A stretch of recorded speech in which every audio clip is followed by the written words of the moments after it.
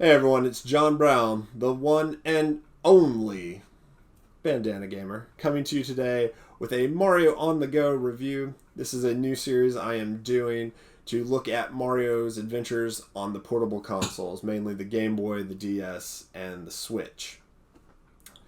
This comes out of a competition I am currently in. It is a hard fought competition. It is one for the very moral superiority in my household. This competition is with my wife, the Reverend Dr. Batgirl, over who can beat the most games in 2020. I am currently leading that competition, very handedly, I might add. And one day soon we will be doing a video together on that competition and how we hope it will end up. A little smack talk should be had. But that competition led me down a road I hadn't been on in some time, and that is I wanted to look at the Mario portable games. And today I wanted to give you my thoughts on Super Mario Land for the original Game Boy. Now, a little bit of history of this. This game launched in the summer in 1989, near and alongside the launch of the original Game Boy. Originally, Nintendo of Japan had intended to put this as the pack-in game, but Nintendo of America felt Tetris was a better fit for the Game Boy, and the rest is history on that one. This game is the first Super Mario game that was not developed by Shigeru Miyamoto. This was actually developed by the Nintendo R&D Team 1, which was Gunpei Yokoi's team. Gunpei Yokoi is the guy who engineered the Game Boy, developed the D-pad. I mean, that he is a foundational figure. The D-pad. Think of how much we all use that. I mean, I've got one just right here on my desk with the Nintendo Pro Controller, but the D-pad was his construction. And he led the R&D team, and they are responsible for some amazing games, mainly off the top of my head, Metroid and Kid Icarus. But Nintendo commissioned them to do a Super Mario game to go along with the new Game Boy. Now, at first glance, Super Mario Land has the look of the first Super Mario Brothers game.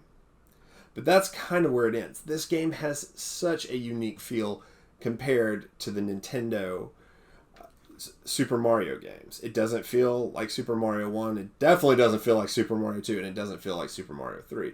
The jump is slightly different. The physics are slightly different. While it all looks very similar, you can tell there's just a little bit of a difference. And that difference feels cool. Now in 2020, we are in an area where Mario, especially the 2D new Super Mario Brother games, the formula is very, very set.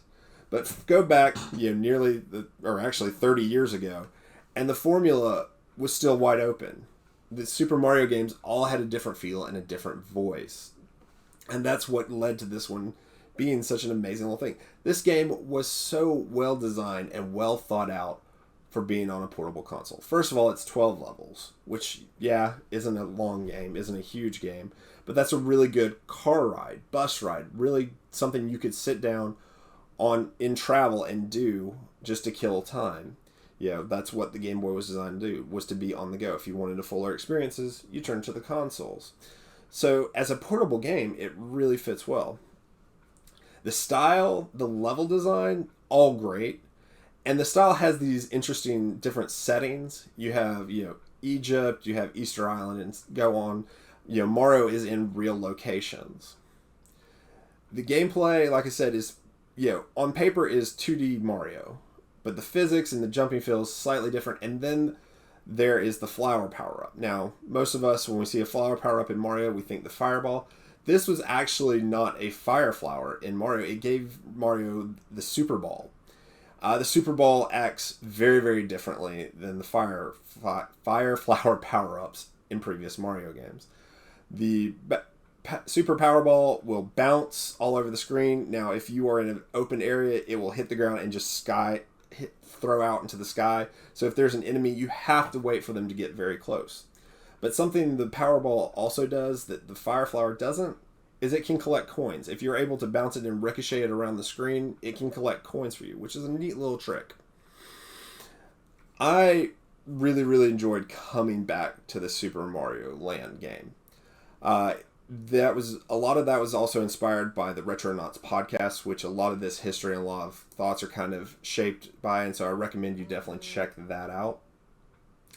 But I would definitely recommend checking out Super Mario Land on the Game Boy, Super Game Boy, if you haven't given it a shot in a while.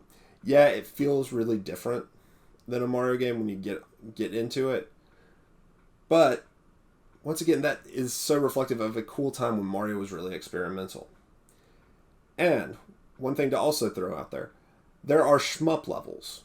There are a couple of shmup levels. Sometimes Mario is in a submarine. Sometimes Mario is in a plane. The final level is Mario in a plane as he takes on the alien overlord, who has captured the newly introduced Princess Daisy. Princess Daisy comes from this game, and those shmup levels feel really good. You know, generally when you have games with varying game types, some levels feel like they're just add-ons and wastes of time, but the shmup levels feel great as a shoot 'em up level. It's really cool to see Mario in that capacity. It's really cool for them to experiment with Mario in that way. So that's going to wrap up my review of Super Mario Land for Game Boy. It's definitely a game that I recommend. Bold statement to recommend a Mario game, but I have had so much fun coming back to this game. Well, if you like this kind of content, make sure to give me a like and hit that subscribe button. Let me know about your feelings of Super Mario Land and any other Super Mario games that you want to see on Super Mario on the Go. I'll catch y'all in the next one, my friends. Peace.